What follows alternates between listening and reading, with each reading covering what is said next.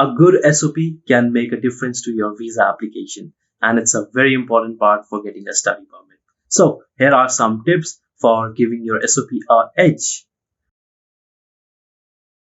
Hello everyone, my name is Vikram, and in this video we are going to talk about some tips and tricks for writing a very good SOP for Canada student visa process. हाँ जी, तो फिर शुरू करते हैं. SOP, Statement of Purpose और a Letter of Intent, जो कि ये बताता है कि आपका मकसद क्या है कनाडा जाने का. So it's a very important document for Canada visa process. In this video, we will talk about right format of writing a SOP, what are the do's and don'ts. Also, if I talk in general, then it's a letter which you will write to your visa application where you will state about your career expectation, your goals, your expectation from the college that you have chose and from the country. I mean, of course, from your expectation from the Canada and why you chose the particular course. So these are the basic terms which you will mention. I want to add a point here. Since there is no one-on-one visa interview round with a visa officer in Canada student visa process, as it is there in American visa, so the importance of this letter increases more. So when your file will be in front of the visa application officer, the person processing your visa will only judge you on the basis of your written statement, which is SOP. So we will start with the format of writing the SOP. So the first part of SOP should be, I'm saying part, not para. I mean, the first part should include your introduction, your family background a bit, not too much, your previous academic background, and if you have any professional experience regarding your course which you are going to study there. So this should be included in the part first. I mean, I'm not saying it should be in only one para. You can make it in a two paragraphs, depends on how lengthy you will write. So this much should be there in the part 1. Part 2 of your SOP should include reason for choosing the particular institute. Let's say if you have chose a Seneca College or a Sheridan College, then you must mention that why you chose this college and why you chose the Canada, reason for choosing the Canada. And with the college, you must have to mention the reason for choosing particular course. Let's say you are a software engineer student. I mean, you are going to study this subject, then you should mention that why software engineering. I mean, you should link your education with the previous experience. Or I mean, if you are from 12th, then generally mention that yes, I chose software engineering because I chose computer science in my high school, so I was very much interested in that. I did flana projects, so just mention those things. So my college was Sheridan College. Then what I did for this part, I opened the college program website, right? So it was mentioned that what are the outcomes of the project, I mean of the particular course. So I picked those lines and reframed that, I mean paraphrased those lines, and I just simply pasted it down.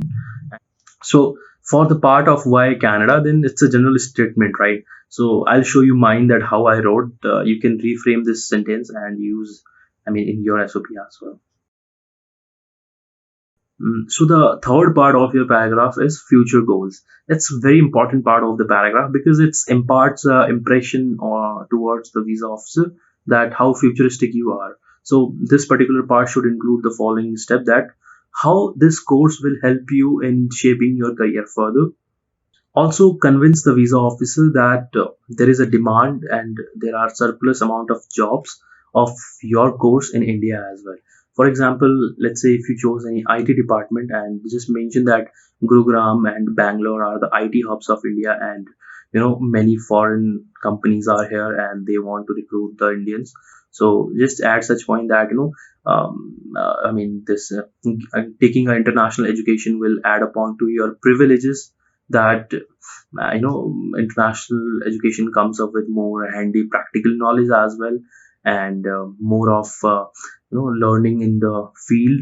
So add such points and just mention that I mean amount of jobs available for IT graduates. So these terms will make the officer convinced that yes, ये बंदा सही है, यही होना चाहिए मेरे लिए जो मेरे कनाडा में आके पढ़ाई करेगा. And it doesn't matter that your goal is to getting PR in the future, or just going there for the study. You must mention the visa officer that you will come back to the India. I mean, it doesn't apply in the real life, but you need to mention, right? So I'll show you some letter of rejection where it is directly mentioned that you won't come back after finishing your studies. So convince your officer in such a way that he gets convinced with your point that yes, you want to come back to India. भले ही झूठी सही, ये तो लिख दो भाई. Now comes part 4. So in part 4, you will tell that your short term and long term goals. Basically, don't mention just these things that after, I mean, let's say you are going for a diploma or advanced diploma, just don't mention that after diploma, advanced diploma, you will go for the bachelor's and then master's. It imparts a negative impression. Just don't add. I mean, I'll show you. I mean, you can pause the video for a few seconds and watch.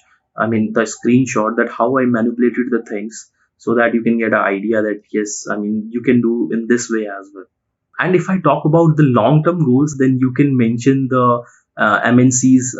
I mean, your field MNCs. I mean, let's say your study field, right? You can mention those MNCs. You can say that yes, this much of jobs are available, and these are the leading company in India. If you are from the food industry, you can say Amul, and what else? There are surplus. I mean, I'm not getting the example right now, so you can add those things.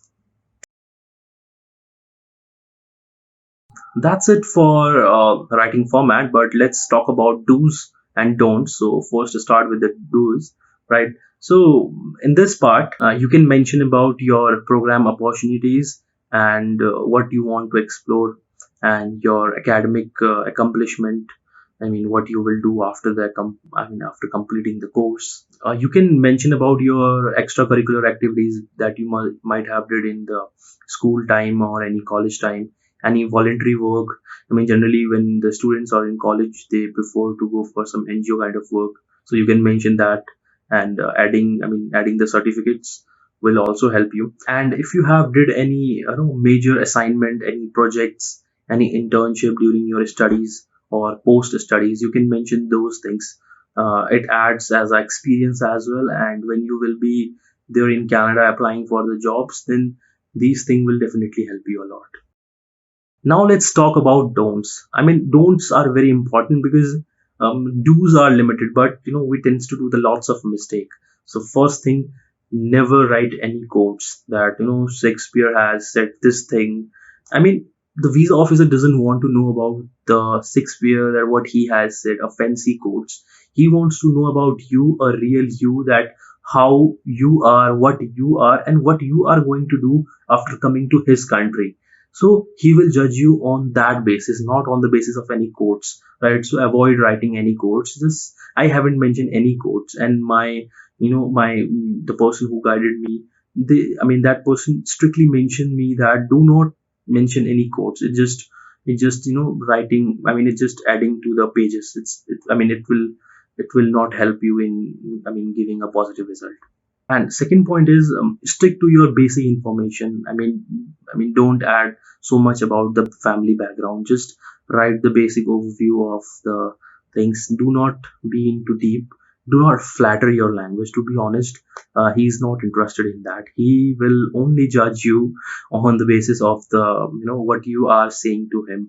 I mean, as a paper, what you will show to him, and do not copy from the internet. It's a big loss for you because you are mentioning about yourself. I mean, there are few points, right? Why to choose Canada. Obviously, you can reframe the sentences from the internet as well, because it's quite common point.